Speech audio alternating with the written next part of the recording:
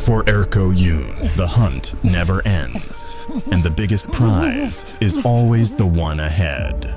The bounty hunter ran through the light heavyweight division and reached the pinnacle. Erko, the bounty hunter! Yeah! But now, he hunts something greater. A shot at becoming only the second two-division world champion in Brave CF history.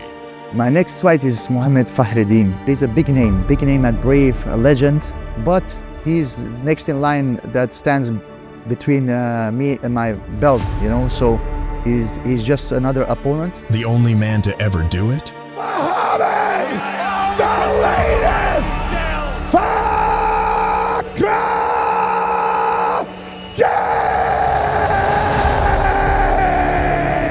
A man who never lost the middleweight belt inside the cage. To make history, Erko must beat the man who wrote it. You know, to have a big name in front of me, it only motivates me to do my best, kill myself. This isn't just a fight for a belt, it's a war for legacy. One man fighting to defend what he built. The other fights to build something even bigger. We're going to get that belt. I don't care, his backyard, his living room, his bedroom. I'm still gonna give him a fucking belt no matter what. Let's fucking go.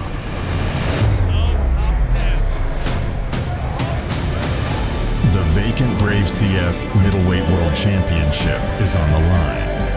Will Fakhreddine reclaim his throne, or will Erko take his legacy and make it his own? Erko versus Fakhreddine. One of the biggest fights in Brave CF history. I think for every fighter, winning a belt is like the ultimate goal. And now, Brave Division light heavyweight champion of the world! And now, me having the opportunity to fight for another belt in another category, in another weight division, it's like really totally new challenge. I don't remember in my life when I was under 90 kilo, really. So for me, it's not only the title, but also the challenge to go 84 kilo and fight in this division, and to see how am I in this division? What for fighter am I at 84? My last words just for my daughter, because she said, "Daddy, if you win, say Anissa, I love you, Anissa Voli Baba." Ruby. Last fight, my wife was pregnant, you know, when she entered the cage, when I won that light heavyweight title, and now my daughter is also here when I'm gonna fight for the middleweight title. It's beautiful, man. Life is so full of surprises, and it only motivates me. I had my first fight against Marko Drmonic in Slovenia, in Ljubljana. Here I am fighting now. I never expected it would be such a vibe over there.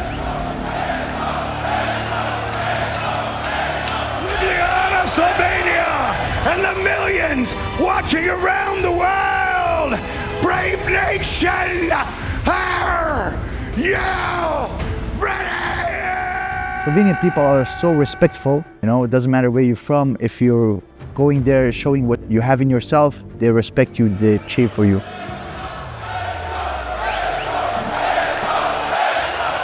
My second opponent was Said. He is a former Algerian national wrestling champion, and he is cut from granite. He was also a dangerous guy because he had some fights in Brave. He was also former champ. I knew that he was very dangerous. He is ferocious when he fights. He is l'ambiance. He's also one of the guys that fought Fakhreddine. He thought he had beaten Mohammad Fakhreddine. However, the fight was overturned to a no contest. First round TKO. Boom, boom. Oh! He's dropped him! This could be it! Big staying down. Malem's not moving up. That's going to be it! Wow. It is over! So, you know, it's all game plans, what I do with my opponents. This is beautiful, beautiful game planning by Erko. I eventually tricked them to do something and do my thing, you know, I finish them. The number one contender in the light heavyweight division, and his name is Erko, the Bounty Hunter June. Alhamdulillah, what a night this was! My last fight was against Alexander Wesner, a really tough guy. I must say, really tough guy, because I can't remember in my life somebody that took so many leg kicks and still kept on his legs. Oh, that leg kick hurt him. My leg kicks are actually one of my strongest weapons. Oh, he's really starting to chew up that leg.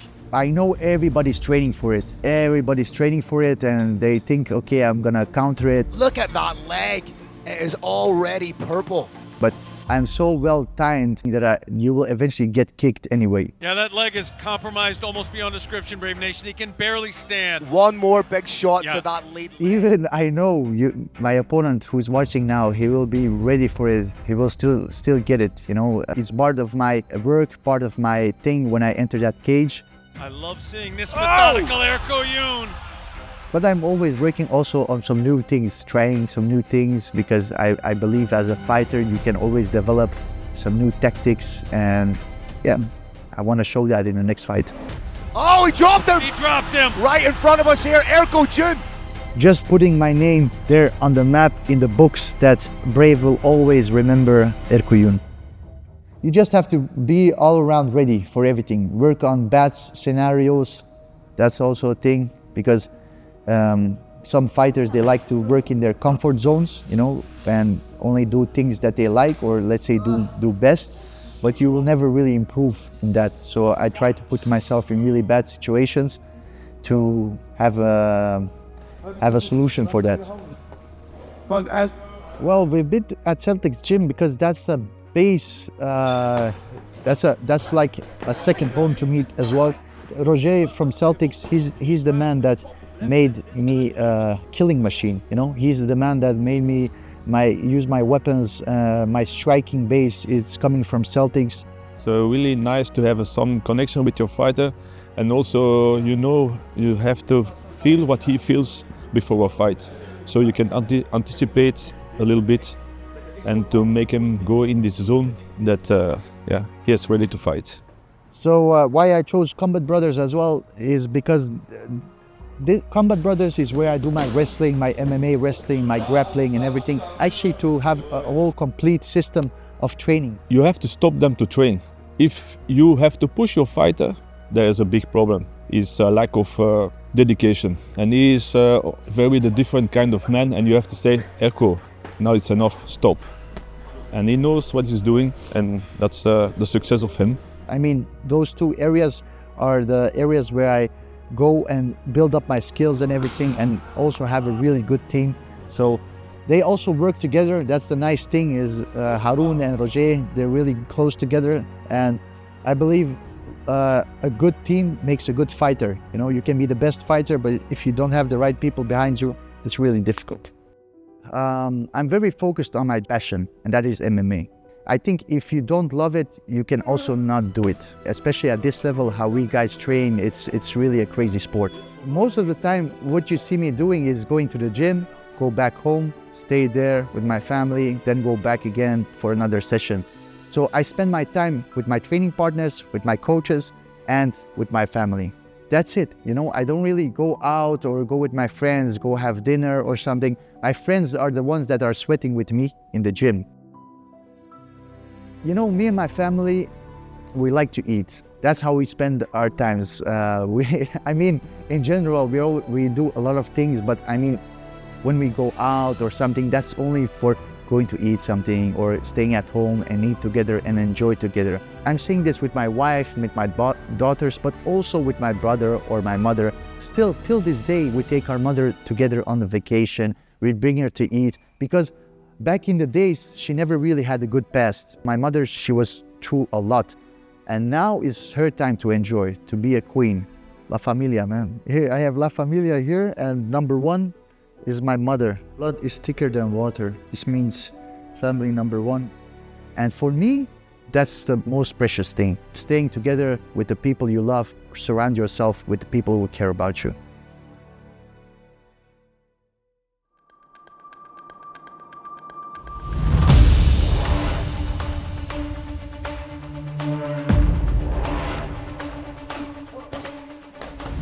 to me, I'm willing to die in them. I don't just say it, I mean it.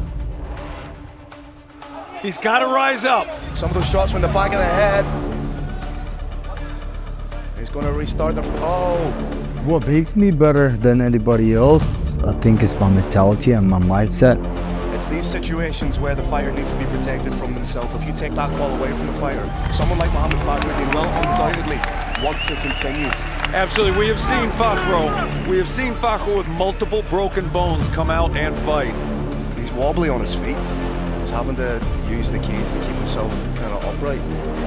This man is a beast. He is the baddest Mo Fakhro on the face of the planet Earth. Believe the fight's gonna go on. Wow, it's kind of a death wish, if you could say. If I want to die, I want to die happy, and fighting makes me happy. Oh, he just compromised. He's down. Here comes the bad Mo Fakhro. Boom, boom, boom! Thunder and lightning. Pinpoint. Referee taking No intelligent defense. Referee taking long and taking a very long, hard look at the action. Fakhro. Lots and lots of danger. Fakhro picking his shots beautifully here. No attacks. Wow! Welcome back, Mohammad Fakhreddine, getting it done with some serious style points. Who is the man? Mohammad Fakhreddine, the baddest Mo Fakhro on the planet Earth. It's a great feeling. It makes me bring out a person that I don't really like that much to be outside of the cage, and it makes me free an animal that I have inside of me, where I feel like a lot of the time I have to hold it back and not let loose anywhere else, because I know I could be in a lot of trouble if I show that personality outside of the cage. I'm not psycho. I know I'm not psycho, but I do have that feeling where sometimes I feel like I need to hurt someone or something in order for me to feel like I'm alive.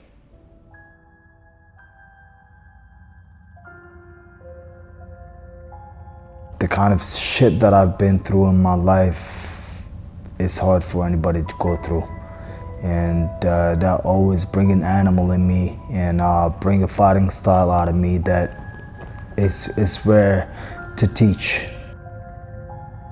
He's a professional, so he does what he's supposed to do, and you don't see much on his face. At the end of the day, it's a fight, and comes fight night, I will have zero feelings. I'll take the respect out, and I'll try to take his head out.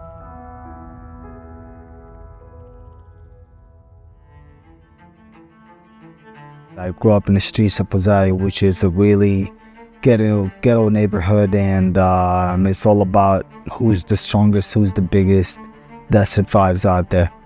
And one day I came in, I was crying. My pop said, I don't want to see you getting beat up again. If you ever come again home and you're bleeding or you're crying or you're getting bullied again, I'm gonna whip your ass. I think I was 8 or 9 at the time, and one of the boys that tried to pick on me, I picked a rock and I smashed his head. And that was kind of my turning point to where I started becoming a little bit more aggressive, and I started defending myself. Don't make him mad. You won't like him when he's mad. He is a very humble and a good person. By the age of 12 to 15, 16 years old, I got in a lot of trouble, and at home I got in a lot of trouble in the streets. I got in a lot of trouble at school. Like, I even got kicked out of school because of dumb shit that I was doing at the time. And then at the age of 18, I had a motorcycle accident. The guy that was riding with me had passed away. He was a really good friend of mine. We grew up together. It kind of made me realize that life could be too short, and it kind of brought a different person out of me, because I never had lost anyone in my life before that. I kind of felt really bad for what happened, and I felt responsible for what happened for a long time. I felt like if I wouldn't have taken that motorcycle and I went out there, my friend would have still been there by maybe for now, who knows. But yeah, I felt responsible for his death for a really long time. And I know his parents was sad for a long time, and they still sad for the day for his death. But it's kind of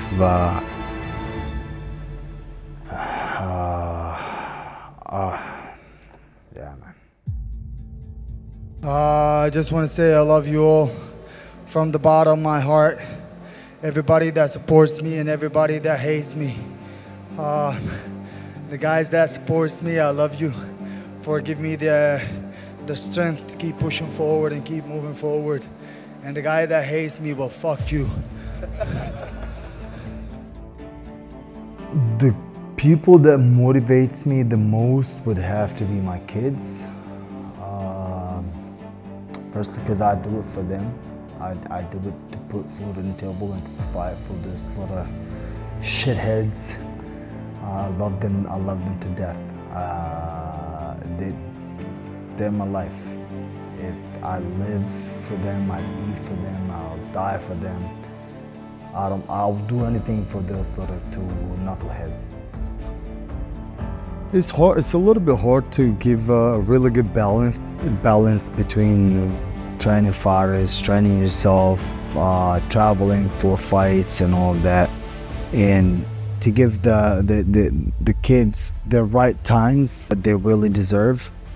But I always, after every trip that I do, I always take the family for a few days, and we go somewhere else where I pretty much shut my life outside of other than family off, and we try to have as much fun as we could.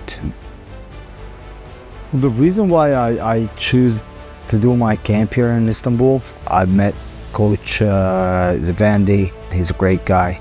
He got a hold of me and he said, hey, yo, why don't you come out here and we do your camp properly? Because I know you don't really have coaching staff there, and nobody takes care of your training or run it the way it should be run. He brought me out here. I met Coach Egeman, who's the grappling coach, and he's been helping me a lot with little details about grappling. So I couldn't be more grateful than this for Coach Egeman and Coach Zavandi. Those guys, I would say they've helped me the most from all coaches that I've worked with before. So my prediction is very simple, man. Go there, do my thing, explosive, go and take that belt. I'm ready for everything, 5-round fight, middleweight category, something new. Yeah, just keep your eyes open, don't blink. I expect this fight to be a war, to be honest. I know it's going to be a war. And in my head, I'm putting the worst cases, scenarios that could possibly happen. I don't think you could put a scenario worse than dying in a cage. So with that, everything else should be answered.